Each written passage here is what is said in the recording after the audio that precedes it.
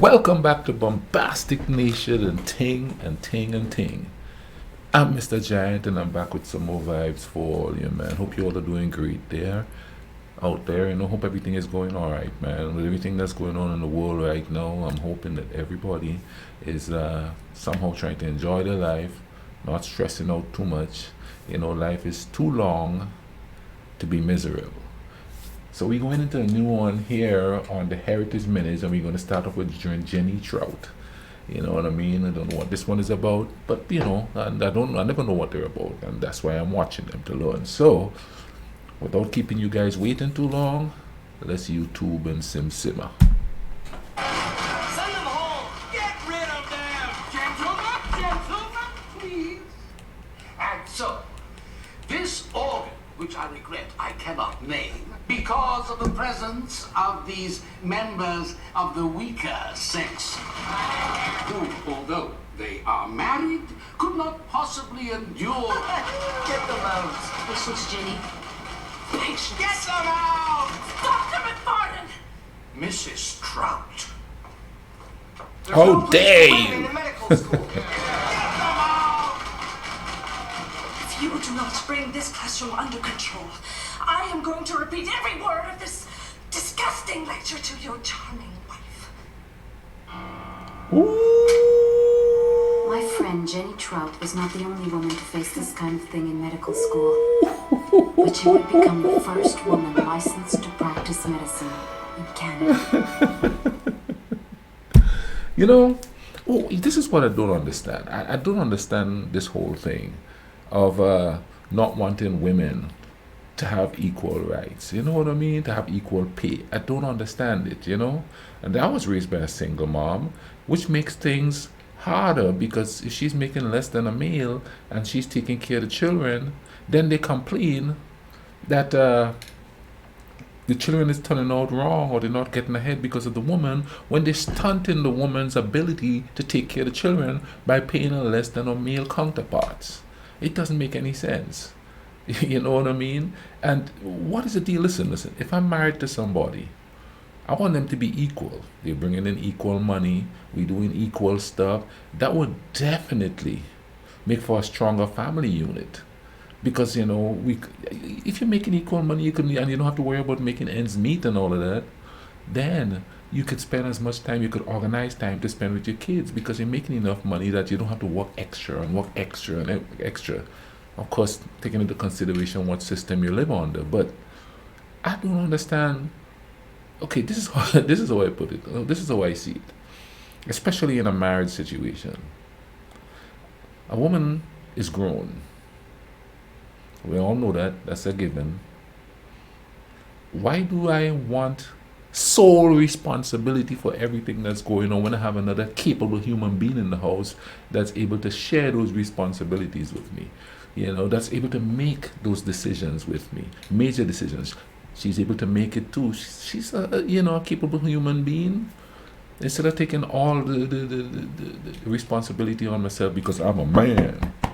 That's so stupid when you have another human being to double, the strength of your family unit. They can't be doctors, they can't be lawyers, I don't understand that. Yeah, that just baffles me. But it's good that we had strong women, and my mother was one of the strong women who would stand up, like Mrs. Trout just did, and take a stand. And it's a funny part about it is he's out there going, rah, rah, rah. She said, "I will tell your wife," and he went. Because as much as men want to think they're independent, they need women. And it's not just to cook and do anything like that, because when you have a woman around, or any partner, period, you could talk to them and the things you're going through, and they would make it better or help you get through it. You know what I'm saying? Way better than just friends or random family members. But anyway, let's keep watching that. This was interesting there. Let's keep going. Sitting Bull. Mr. McFarland, where are the rest of your men? You've got more men back there than I have in the whole of Western Canada. Yeah, but Sitting Bull held a war dance last night. General Terry, in Canada, Sitting Bull has kept the Queen's peace. He's agreed to meet with you. Spotted him. That face doesn't look ready to come back to the States without a fight.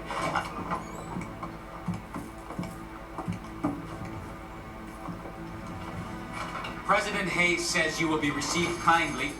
The grandmother's medicine house is no place for lies. Not two more words. This country does not belong to you. We will stay here and keep the grandmother's peace.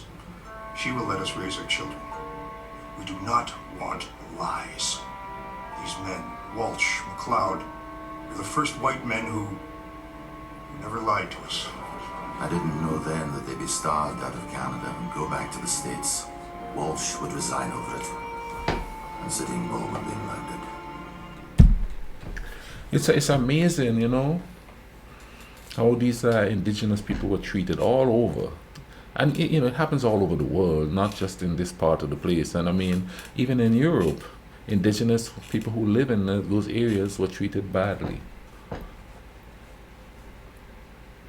And some people act like victims and stuff like that, and maybe we should stop being victims and start just being humans. I know that's hard and that's simplistic to think, but you know, what we're doing now ain't seem to be working, because we still bombing and shooting each other and carrying on because we're different. It's crazy. Let's keep going here.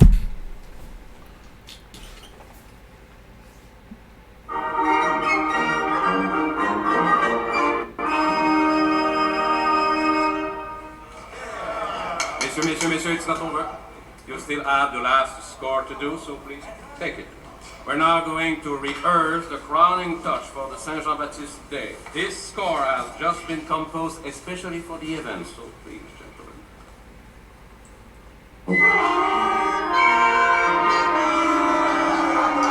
Messieurs, start over. Gentlemen, this piece deserves better. And the authors are Canadian like us, so please, gentlemen.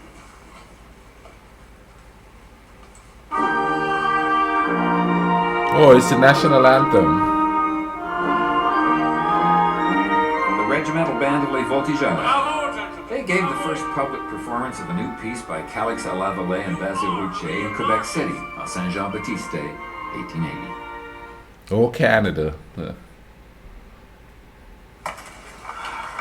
All right, who wants to earn some danger pay? Boat fare for the white.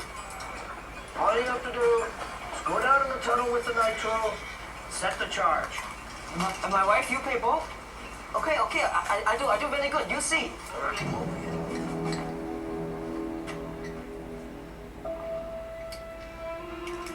Now, carry it in the hole gently, understand? Any little bump, that stuff will blow. Damn, that's the third one we lost this month. Cochran, get another volunteer. Wow. No. I went back in again, but I lost many friends. They say there is one dead Chinese man for every mile of the track. What they call them, indentured servants? I do believe here in this part of the North America. But it's crazy how, you know, they sacrifice people to build stuff and then later still discriminate against them. And I know there's been great strides and stuff, but then the slightest thing happen, like this virus, and you hear the discrimination come up again. But you know, I don't think that the discrimination is specifically embedded. I think politricksters use fear and propaganda to harvest said discrimination. You know what I mean? I'm not saying the discrimination isn't underlying in some people, and I would love to think it's a minority. I really do. I think most people are just good people who just want to live and, you know, take care of their family.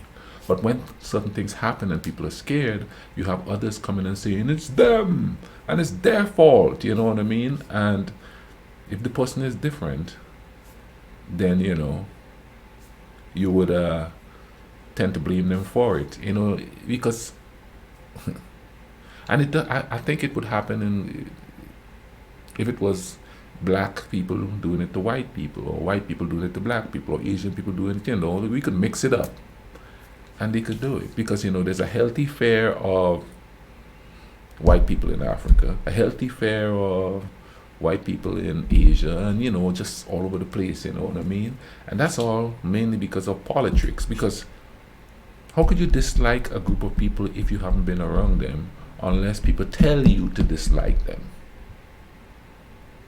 That's just a straight up fact right there. Let's just keep going and checking these things out.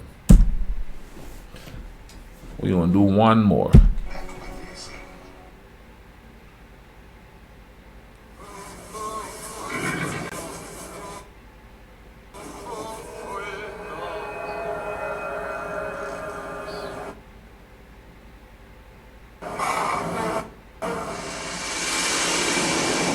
Joe Tyrrell was working the Geological Survey. Minerals, ore, fossils. He never dreamed what he was about to find.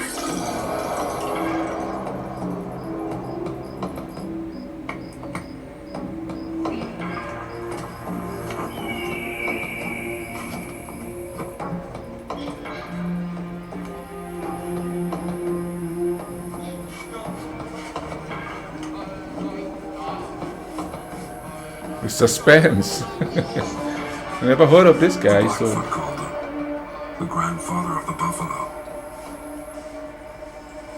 It would prove to be one of the richest dinosaur deposits in the world.